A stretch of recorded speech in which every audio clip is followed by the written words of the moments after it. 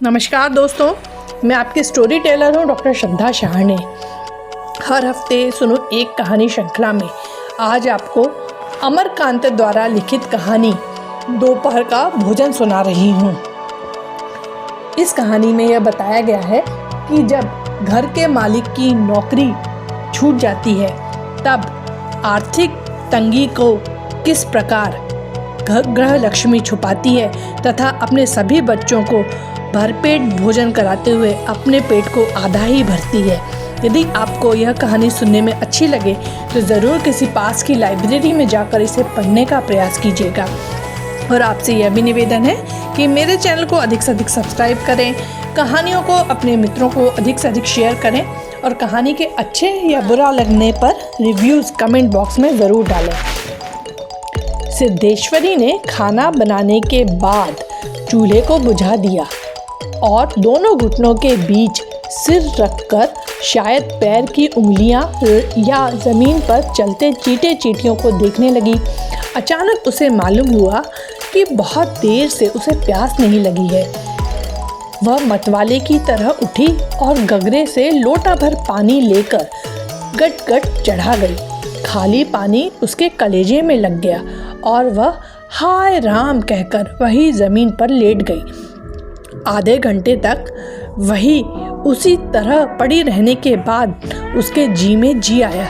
वह बैठ गई, आंखों को मल मल कर इधर उधर देखा और फिर उसकी दृष्टि ओसारे में अध टूटे खटोले पर सोए अपने 6 वर्षीय लड़के प्रमोद पर जम गई। लड़का नंग धड़ंग पड़ा था। उसके गले तथा छाती की हड्डियां साफ दिखाई देती थी। उसके हाथ पैर बासी ककड़ियों की तरह सूखे तथा बेजान पड़े थे और उसका पेट हंडिया की तरह फूला हुआ था। उसका मुख खुला हुआ था और उस पर अनगिनत मक्खियाँ उड़ रही थीं। वह उठी, बच्चे के मुंह पर अपना एक फटा गंदा ब्लाउज डाल दिया और 1 मिनट सुन्न खड़ी रहने के बाद बाहर दरवाजे पर जाकर किवाड़ की आड़ से गली निहारने लगी। 12 बज चुके थे। धूप अत्यंत तेज थी और कभी 1-2 व्यक्ति सिर पर तौलिया या गमछा रखे हुए या मजबूती से छाता ताने हुए फुर्ती के साथ लपकते हुए से गुजर जाते। 10-15 मिनट तक वह उसी तरह खड़ी रही। फिर उसके चेहरे पर व्यग्रता फैल गई और उसने आसमान तथा कड़ी धूप की ओर चिंता से देखा। 1-2 क्षण बाद उसने सिर को किवाड़ से काफ़ी आगे बढ़ाकर गली के छोर की तरफ निहारा तो उसका बड़ा लड़का रामचंद्र धीरे धीरे घर की ओर सरकता नजर आया। उसने फुर्ती से 1 लोटा पानी ओसारे की चौकी के पास नीचे रख दिया और चौके में जाकर खाने के स्थान को जल्दी जल्दी पानी से लीपने पोतने लगी। वहाँ पीढ़ा रखकर उसने सिर को दरवाजे की ओर घुमाया ही था कि रामचंद्र ने अंदर कदम रखा। रामचंद्र आकर धम्म से चौकी पर बैठ गया और फिर वही बेजान सा लेट गया। उसका मुंह लाल तथा चढ़ा हुआ था। उसके बाल अस्त व्यस्त थे और उसके फटे पुराने जूतों पर गर्द जमी हुई थी। सिद्धेश्वरी की पहले हिम्मत नहीं हुई कि उसके पास आए और वहीं से वह भयभीत हिरणी की भांति सिर उचका घुमाकर बेटे को व्यग्रता से निहारती रही। किंतु लगभग 10 मिनट बीतने के पश्चात भी जब रामचंद्र नहीं उठा तो वह घबरा गई। पास जाकर पुकारा, बड़कू बड़कू, लेकिन उसके कुछ उत्तर न देने पर डर गई और लड़के की नाक के पास हाथ रख दिया। सांस ठीक से चल रही थी। फिर सिर पर हाथ रखकर देखा, बुखार नहीं था। हाथ के स्पर्श से रामचंद्र ने आंखें खोली। पहले उसने माँ की ओर सुस्त नज़रों से देखा, फिर झट से उठ बैठा। जूते निकालने और नीचे रखे लोटे के जल से हाथ पैर धोने के बाद वह यंत्र की तरह चौकी पर आकर बैठ गया। सिद्धेश्वर जी ने डरते डरते पूछा, खाना तैयार है, यही लगाऊं क्या? रामचंद्र ने उठते हुए प्रश्न किया, बाबूजी खा चुके? सिद्धेश्वरी ने चौके की ओर भागते हुए उत्तर दिया, आते ही होंगे। रामचंद्र पीढ़े पर बैठ गया। उसकी उम्र लगभग 21 वर्ष की थी। लंबा, दुबला पतला, गोरा रंग, बड़ी बड़ी आंखें तथा होंठों पर झुर्रियाँ। वह एक स्थानीय दैनिक समाचार पत्र के दफ्तर में अपनी तबीयत से प्रूफ रीडरी का काम सीखता था। पिछले साल ही उसने इंटर पास किया था।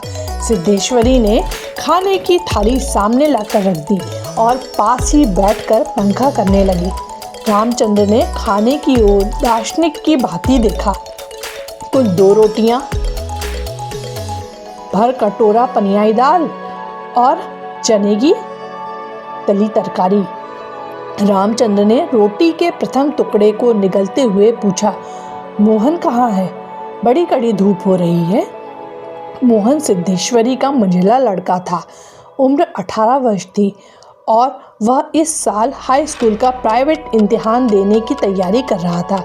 वह न मालूम कब से घर से गायब था और सिद्धेश्वरी को स्वयं पता नहीं था कि वह कहाँ गया है, किंतु सच बोलने की उसकी तबीयत नहीं हुई और झूठ मूठ उसने कहा, किसी लड़के के यहाँ पढ़ने गया है, आता ही होगा। दिमाग उसका बड़ा तेज है और उसकी तबीयत 24 घंटे पढ़ने में ही लगी रहती है, हमेशा उसी की बात करता रहता है। रामचंद्र ने कुछ नहीं कहा। एक टुकड़ा मुंह में रखकर भरा गिलास पानी पी गया, फिर खाने लग गया। वह काफ़ी छोटे छोटे टुकड़े तोड़कर उन्हें धीरे धीरे चबा रहा था। सिद्धेश्वरी भय तथा आतंक से अपने बेटे को एकटक निहार रही थी। कुछ क्षण बीतने के बाद डरते डरते उसने पूछा, वहाँ कुछ हुआ क्या? रामचंद्र ने अपनी बड़ी बड़ी भावहीन आँखों से अपनी माँ को देखा, फिर नीचा सिर करके कुछ रुखाई से बोला, समय आने पर सब ठीक हो जाएगा। सिद्धेश्वरी चुप रही। धूप और तेज होती जा रही थी। छोटे आंगन के ऊपर आसमान में बादल में 1-2 टुकड़े पाल की नावों की तरह तैर रहे थे। बाहर की गली से गुजरते हुए एक खड़खड़िया इक्के की आवाज़ आ रही थी और खटोले पर सोए बालक की सांस का खर-खर शब्द सुनाई दे रहा था। रामचंद्र ने अचानक चुप्पी को भंग करते हुए पूछा, प्रमोद खा चुका? सिद्धेश्वरी ने प्रमोद की ओर देखते हुए उदास स्वर में उत्तर दिया, हाँ खा चुका। रोया तो नहीं था? सिद्धेश्वरी फिर झूठ बोल गई, आज तो सचमुच नहीं रोया। वह बड़ा ही होशियार हो गया है, कहता था बड़का भैया के यहाँ जाऊंगा। ऐसा लड़का, पर वह आगे कुछ न बोल सकी, जैसे उसके गले में कुछ अटक गया। कल प्रमोद ने रेवड़ी खाने की जिद पकड़ ली थी और उसके लिए 1.5 घंटे तक रोने के बाद सोया था। रामचंद्र ने कुछ आश्चर्य के साथ अपनी माँ की ओर देखा और फिर सिर नीचा करके कुछ तेजी से खाने लगा। थाली में जब रोटी का केवल एक टुकड़ा शेष रह गया तो सिद्धेश्वरी ने उठने का उपक्रम करते हुए प्रश्न किया, एक रोटी और लाती हूँ। रामचंद्र हाथ से मना करते हुए हड़बड़ा कर बोल पड़ा, नहीं नहीं, ज़रा भी नहीं, मेरा पेट पहले ही भर चुका है, मैं तो यह भी छोड़ने वाला हूँ, बस अब नहीं। सिद्धेश्वरी ने जिद की, अच्छा आधी ही सही। रामचंद्र बिगड़ उठा, अधिक खिलाकर बीमार डालने की तबीयत है क्या? तुम लोग ज़रा भी नहीं सोचती हो, बस अपनी जिद। भूख रहती तो क्या ले नहीं लेता? सिद्धेश्वरी जहाँ की तहाँ बैठी ही रह गई। रामचंद्र ने थाली में बचे टुकड़े से हाथ खींच लिया और लोटे की ओर देखते हुए कहा, पानी लाओ। सिद्धेश्वरी लोटा लेकर पानी लेने चली गई। रामचंद्र ने कटोरे को उंगलियों से बजाया, फिर हाथ को थाली में रख दिया। 1-2 क्षण बाद रोटी के टुकड़े को धीरे से हाथ से उठाकर आँख से निहारा और अंत में इधर उधर देखने के बाद टुकड़े को मुंह में इस सरलता से रख लिया जैसे वह भोजन का ग्रास न होकर पान का बीड़ा हो। मंझला लड़का मोहन आते ही हाथ पैर धोकर पीढ़े पर बैठ गया। वह कुछ सांवला था, उसकी आंखें छोटी थी, उसके चेहरे पर चेचक के दाग थे। वह अपने भाई ही की तरह दुबला पतला था, किंतु उतना लंबा न था। वह उम्र की अपेक्षा कहीं अधिक गंभीर और उदास दिखाई पड़ रहा था। सिद्धेश्वरी ने उसके सामने थाली रखते हुए प्रश्न किया, कहाँ रह गए थे बेटा? भैया पूछ रहा था। मोहन ने रोटी के एक बड़े ग्रास को निगलने की कोशिश करते हुए अस्वाभाविक मोटे स्वर में जवाब दिया, कहीं तो नहीं गया था, यहीं पर था। सिद्धेश्वरी वहीं बैठकर पंखा डुलाती हुई इस तरह बोली जैसे स्वप्न में बड़बड़ा रही हो। बड़का तुम्हारी बड़ी तारीफ कर रहा था, कह रहा था मोहन बड़ा दिमागी होगा, उसकी तबीयत 24 घंटे पढ़ने में ही लगी रहती है। यह कहकर उसने अपने मंझले लड़के की ओर इस तरह देखा जैसे उसने कोई चोरी की हो। मोहन अपनी माँ की ओर देखकर फीकी हंसी हंस पड़ा और फिर खाने में जुट गया। वह परोसी गई 2 रोटियों में से एक रोटी, कटोरे की 3/4 दाल तथा अधिकांश तरकारी साफ कर चुका था। सिद्धेश्वरी की समझ में नहीं आया कि वह क्या करे। इन दोनों लड़कों से उसे बहुत डर लगता था। अचानक उसकी आंखें भर आई, वह दूसरी ओर देखने लगी। थोड़ी देर बाद उसने मोहन की ओर मुंह फेरा तो लड़का लगभग खाना समाप्त कर चुका था। सिद्धेश्वरी ने चौंकते हुए पूछा, एक रोटी देती हूँ? मोहन ने रसोई की ओर रहस्यमय नेत्रों से देखा, फिर सुस्त स्वर में बोला, नहीं। सिद्धेश्वरी ने गिड़गिड़ाते हुए कहा, नहीं बेटा, मेरी कसम, थोड़ी ही ले लो, तुम्हारे भैया ने एक रोटी ली थी। मोहन ने अपनी माँ को गौर से देखा, फिर धीरे धीरे इस तरह उत्तर दिया जैसे कोई शिक्षक अपने शिष्य को समझाता है, नहीं रे, बस अव्वल तो अब भूख नहीं, फिर रोटियां तूने ऐसी बनाई है कि खाई नहीं जाती, न मालूम कैसी लग रही है। खैर, अगर तू चाहती ही है तो कटोरे में थोड़ी दाल दे दे, दाल बड़ी अच्छी बनी है। सिद्धेश्वरी से कुछ कहते न बना और उसने कटोरे को दाल से भर दिया। मोहन कटोरे को मुंह लगाकर सुड़ सुड़ पी रहा था कि मुंशी चंद्रिका प्रसाद जूतों को खस-खस घसीटते हुए आए और राम का नाम लेकर चौकी पर बैठ गए। सिद्धेश्वरी ने माथे पर साड़ी को कुछ नीचे खिसका लिया और मोहन दाल को एक सांस में पीकर तथा पानी के लोटे को हाथ में लेकर तेजी से बाहर चला गया। 2 रोटियां, कटोरा भर दाल, चने की तली तरकारी। मुंशी चंद्रिका प्रसाद पीढ़े पर पालथी मारकर बैठे रोटी के एक एक ग्रास को इस तरह चुभला चबा रहे थे जैसे बूढ़ी गाय जुगाली करती है। उनकी उम्र 45 वर्ष के लगभग थी, किंतु 50-55 के लगते थे। शरीर का चमड़ा झूलने लगा था, गंजी खोपड़ी आईने की भांति चमक रही थी। गंदी धोती के ऊपर अपेक्षाकृत कुछ साफ बनियान तार तार लटक रही थी। मुंशी जी ने कटोरे को हाथ में लेकर दाल को थोड़ा सुड़कते हुए पूछा, बड़का दिखाई नहीं दे रहा? सिद्धेश्वरी की समझ में नहीं आ रहा था कि उसके दिल में क्या हो गया है, जैसे कुछ काट रहा हो। पंखे को ज़रा और ज़ोर से घुमाती हुई बोली, अभी अभी खाकर काम पर गया है, कह रहा था कुछ दिनों में नौकरी लग जाएगी, हमेशा बाबूजी किए रहता है। बोला, बाबूजी देवता के समान है। मुंशी जी के चेहरे पर कुछ चमक आई, शर्माते हुए पूछा, क्या कहता था कि बाबूजी देवता के समान है? बड़ा पागल है। सिद्धेश्वरी पर जैसे नशा चढ़ गया था, उन्माद की रोगिणी की भांति बड़बड़ाने लगी, पागल नहीं है, बड़ा होशियार है, उस जमाने का कोई महात्मा है, मोहन तो उसकी बड़ी इज्जत करता है। आज कह रहा था कि भैया की शहर में बड़ी इज्जत होती है, पढ़ने लिखने वालों में बड़ा आदर होता है और बड़का तो छोटे भाइयों पर जान देता है। दुनिया में वह सब कुछ सह सकता है, पर यह नहीं देख सकता कि उसके प्रमोद को कुछ हो जाए। मुंशी जी डाल लगे हाथ को चाट रहे थे।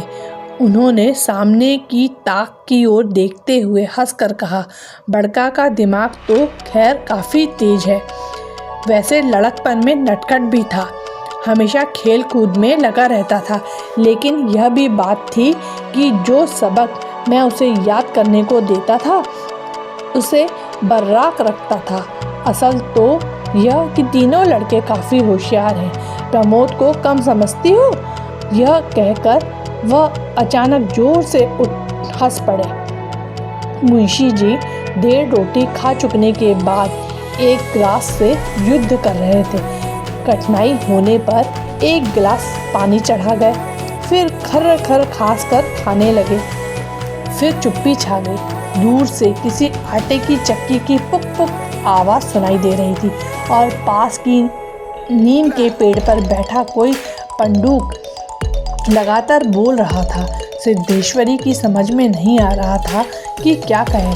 वह चाहती थी कि सभी चीज़ें ठीक से पूछ ले, सभी चीज़ें ठीक से जान ले और दुनिया की हर चीज़ पर पहले की तरह धड़ल्ले से बात करे, पर उसकी हिम्मत नहीं होती थी। उसके दिल में जाने कैसा भय समाया हुआ था।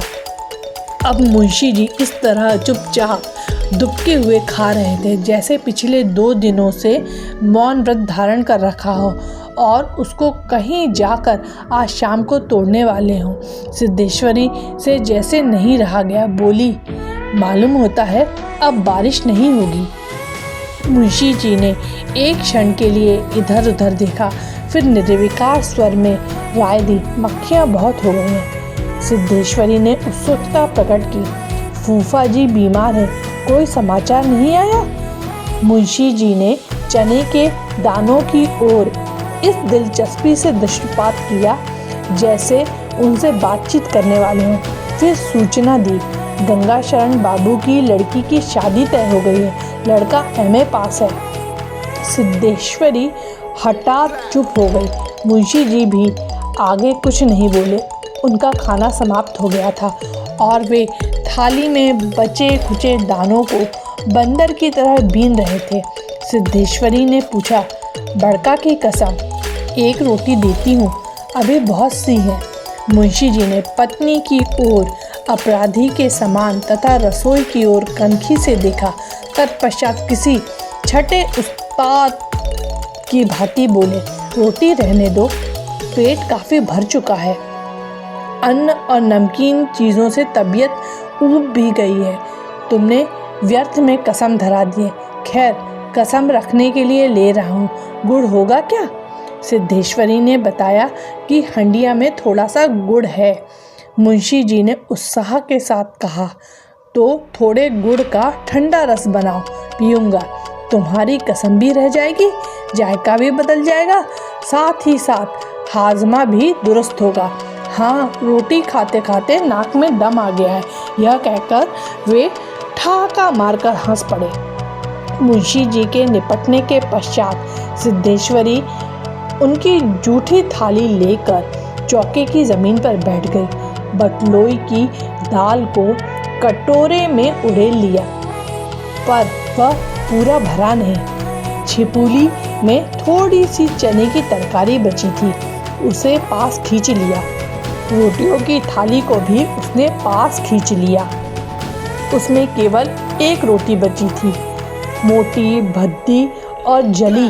उस रोटी को वह जूठी थाली में रखने जा रही थी कि अचानक उसका ध्यान ओसारे में सोए प्रमोद की ओर आकर्षित हो गया। उसने लड़के को कुछ देर तक एकटक देखा, फिर रोटी को 2 बराबर टुकड़ों में विभाजित कर दिया। एक टुकड़े को तो अलग रख दिया और दूसरे टुकड़े को अपनी जूठी थाली में रख लिया। तदुपरांत 1 लोटा पानी लेकर खाने बैठ गई। उसने पहला ग्रास मुंह में रखा और तब न मालूम कहाँ से उसकी आंखों से टप टप आंसू चूने लगे। सारा घर मक्खियों से भन भन कर रहा था। आंगन की अलगनी पर एक गंदी साड़ी टंगी थी जिसमें पैबंद लगे हुए थे। दोनों बड़े लड़कों का कहीं पता नहीं था। बाहर की कोठरी में मुंशी जी औंधे मुंह होकर निश्चिंतता के साथ सो रहे थे, जैसे 1.5 महीने पूर्व मकान किराया नियंत्रण विभाग की क्लर्की से उनकी छटनी न हुई हो और शाम को उनको काम की तलाश में कहीं जाना ना हो। यदि आपको यह कहानी अच्छी लगी हो तो ज़रूर इसे अपने दोस्तों को शेयर करें। धन्यवाद।